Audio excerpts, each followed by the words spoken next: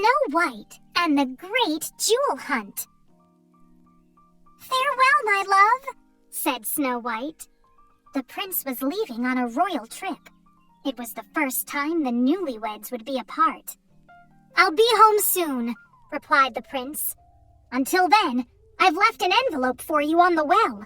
It's the first clue in a treasure hunt.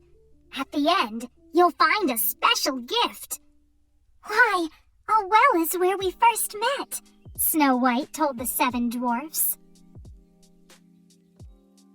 The clue was in plain sight.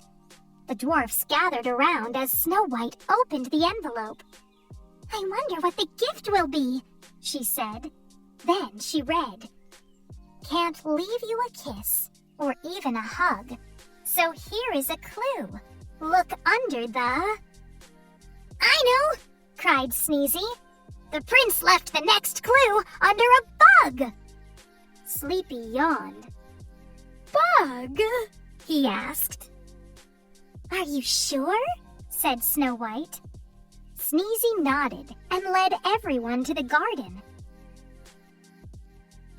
Snow White and the dwarfs looked under ladybugs, spiders, butterflies, beetles, and, very carefully, bumblebees. But they didn't find a thing. "Actually, it would be pretty hard to hide a clue under a bug," said Snow White. "Maybe it's hidden under something that sounds like bug?" "Under a jug?" suggested Happy. "No, he must have meant under a mug," said Grumpy. Back inside, Grumpy announced, "To the kitchen!" Then he nearly tripped over Dopey. "Crawling on the floor in someone's castle is mad banners," scolded Doc. "I mean, it's bad manners." "Whatever are you doing, Dopey?" asked Snow White. Dopey crawled out from under the carpet and held up an envelope. Snow White clapped her hands with excitement. "Under the rug! Oh, Dopey, you're a genius!" Snow White read the clue. "Hooray! You found it! Easy when you try. Now in the kitchen, just lift up the—" "Pie!" shouted all of the dwarfs at the same time. Searching had given them quite an appetite. First, Snow White served everyone a big piece of freshly baked gooseberry pie. Then, while they were eating, she read the next clue. It was hidden underneath the pie plate. "Put on a smile. It's no time to frown. You'll find the next clue in your royal—" Snow White thought for a moment. "My royal gown?" she guessed. In Snow White's dressing room, the dwarfs searched through gown after gown after gown, but there was no clue to be found. "Achoo! Now we'll never find Snow White's gift," said Sneezy. Grumpy noticed Bashful standing in the corner. "Why aren't you searching?" Grumpy asked him. "Why, he doesn't have to," Snow White said. "He's wearing my royal crown. That must be where the clue is." Bashful took off the crown. And inside was the clue.